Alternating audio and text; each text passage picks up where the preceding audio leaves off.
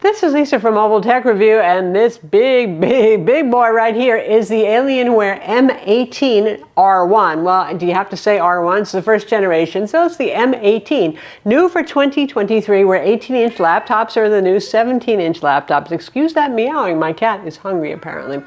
Anyway, 8.9 pounds, which is 4 kilograms. This is a behemoth, but it's a slim behemoth, and we are going to look at it now. So obviously this is for those of you looking for a desktop replacement. This is not something you toss in your backpack easily and take it to class every single day, is it? But it is portable enough to take it room to room, or if you spend 3 months traveling somewhere and you're going to hunker down there for 3 months, that's the idea behind these. Because I know every time we make a video for a desktop replacement style gaming laptop, people ask, what's the point of it? That's the point of it.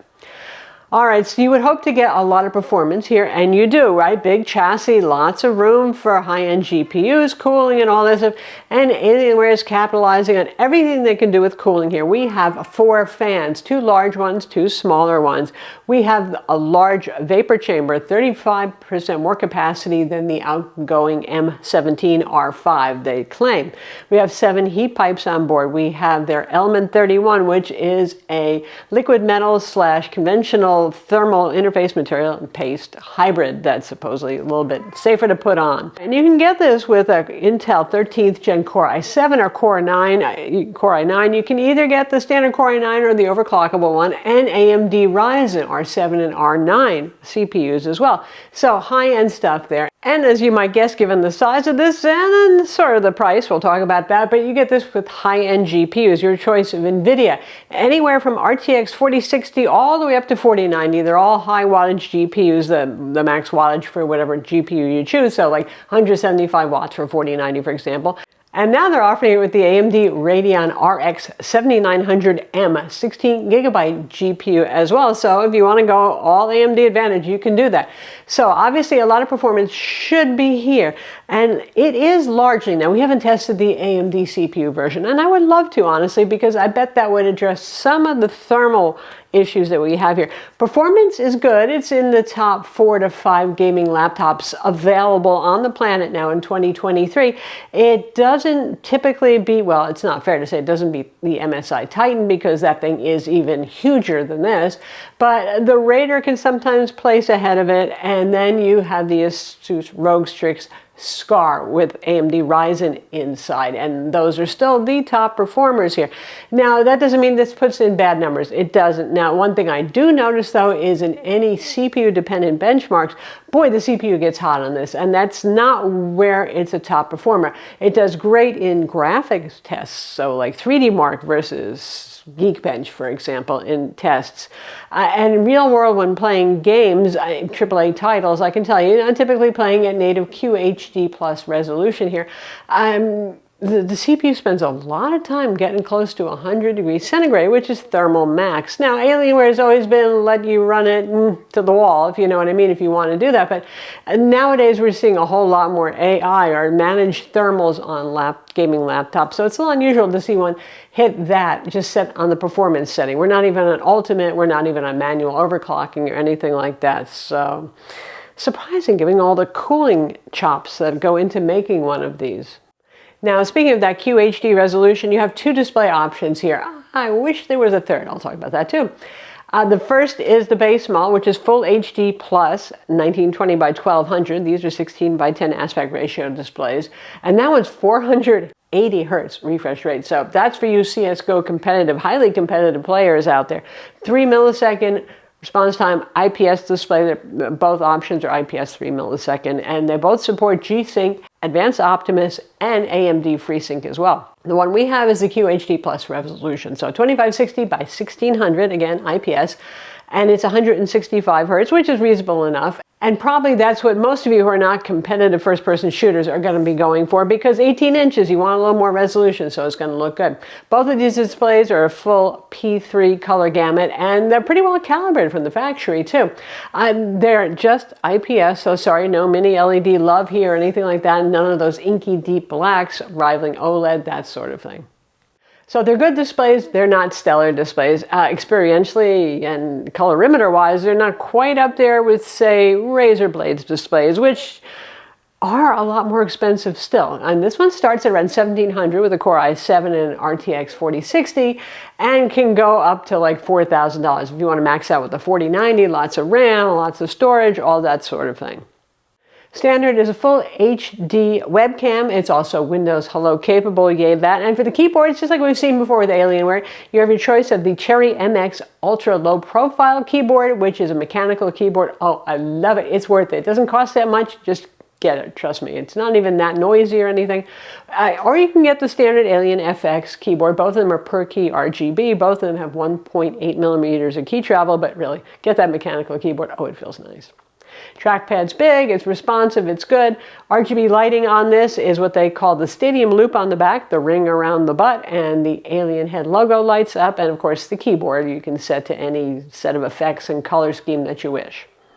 Ports on this are good. 2 Thunderbolt 4 ports. You've got HDMI 2.1. Of course, you can do DisplayPort via the Thunderbolt/USB-C port. You have an SD card slot. You have RJ45 Ethernet. World's your oyster here. Of course, the headphone jack. Yay that.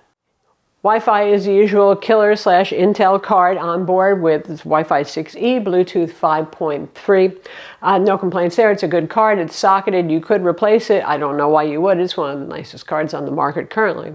In terms of upgrades and stuff like that, we're going to take a look inside and see what you can do now. All right, ventilation here, the usual honeycomb kind of stuff going on. Adequate, certainly. Fans exhaust out the side and out the rear, like most gaming laptops. These are your speaker grills here, so they're kind of side/down firing and carrying on that tradition of just okay gaming laptop speakers. These are just okay. Some bass, not a lot. Reasonable volume, enough to drown out the fans. Yeah, you know, that's what headphones are for. It's pretty easy to take this off. Phillips head screws are all visible. The front corner ones actually lifted up a little bit so you can pull up the lid, and here are the internals. And we have the 4 fans, obviously 2 big ones like you'd normally see, one over here as well. Obviously the vapor chamber is not visible underside the CPU and GPU over here, so if you actually wanted to take off the vapor chamber to repaste it or something, you would take out the motherboard, but for most people, what they care about is access to the SSDs and the RAM slots, and the 2 RAM slots are right here.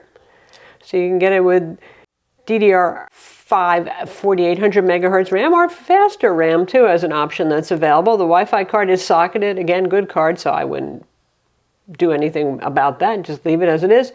And the SSD slots, well, there's a little bit of a good and bad. So here's our boot SSD right here. There's another slot that could hold, obviously labeled a 2230 or a full-size 2280. So it has 4 slots total. The other 2 are just the shorty 2230, which are a little harder to source, a little bit less variety of stuff available for you there. But, well, I guess it's better than nothing. And the big 97 watt-hour battery here is right between the 2 speaker drivers, so a high-capacity battery, but then again, you also have a very powerful laptop with a large display. So, yeah, and Intel 13th Gen, probably the same will be true for Intel 14th Gen. Don't expect huge battery life here exactly. And Dell claims about 5.5 hours of streaming video time, which seems perhaps optimistic. All right, so one thing I'll note is Alienware Command Center. We're up to version 6.0, and it's a Windows App Store app now, and the UI has improved. It's not as laggy and buggy and arcane as, sorry, Dell, as previous versions were.